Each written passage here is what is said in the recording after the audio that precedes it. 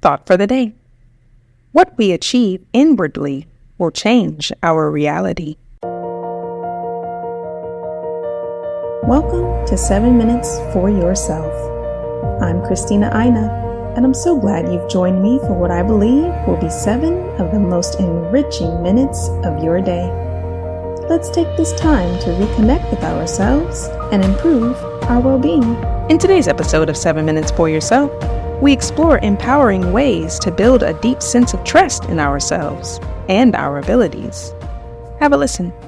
I am a firm believer that we all have a sense of intuition. We all have this inner knowing, this inner wisdom, and this inner voice that is constantly guiding us. The question is, are you listening to it or not? Do you have a relationship with that intuition or not? A lot of people live their entire lives disconnected with their intuition. They are listening to external forces. They are following what others are telling them to do. They are following what they think they should do. They're being too logical, too much in the head, not enough in the heart. Living that way can guide you down a dark path of feeling unhappy, unfulfilled, confused, lost. It can feel like a struggle, like you're detached from your sense of purpose and meaning in life. You're essentially just going ways that you're not supposed to go, because where you're supposed to go is led by this internal compass.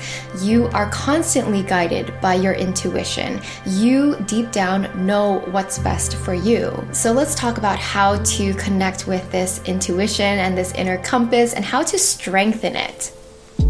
First, let's talk about how to hone and strengthen this inner voice that we all have inside. First, you want to make time to spend time alone, away from external forces. Some of us live with families, some of us live with other people, but we all need to carve out some space where you spend time alone, because when you're constantly with other people, their energies, their thoughts, and their opinions naturally bleed into your own. Some people who are empaths, they can't even tell which emotions are theirs because they can feel other people's emotions. Everybody needs to have some space where you can be by yourself. Take a walk by yourself. Maybe go on a weekend trip by yourself. Spend time alone so you can truly clear your mind, feel your own emotions, and listen to your own thoughts. If you don't feel like you have the capability to truly spend time alone, maybe it's a good time to start thinking about boundaries. Setting boundaries with the people in your life, telling them, hey,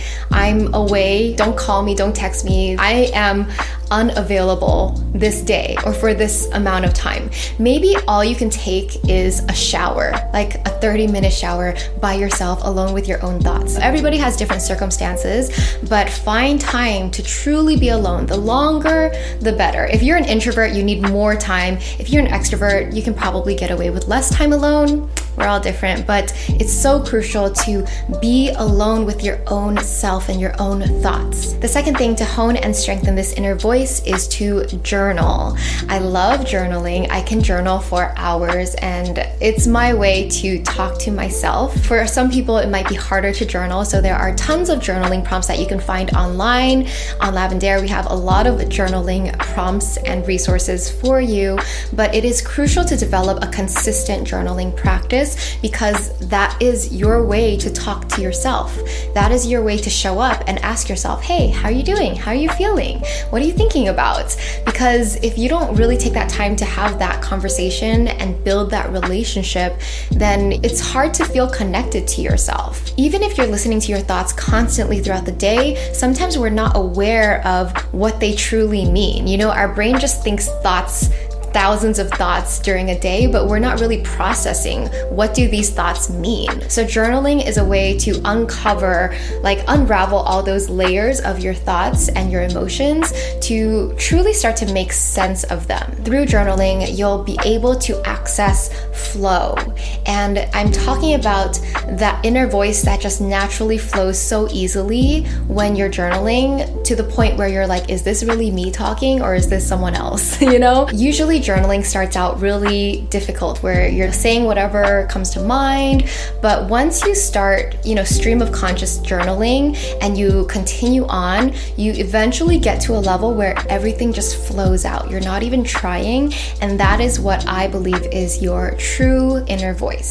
Underneath all the layers of the judgment and the surface level everyday stresses, like below all of that is your inner voice that truly knows what you want, how you feel, and that is the voice that you want to develop this deep relationship with. The third practice to hone and strengthen your intuition is to start to listen to your initial gut reaction, your initial feeling about something. So start to live your life becoming more aware of this quiet inner voice, this inner intuition, because you'll recognize that it's always there.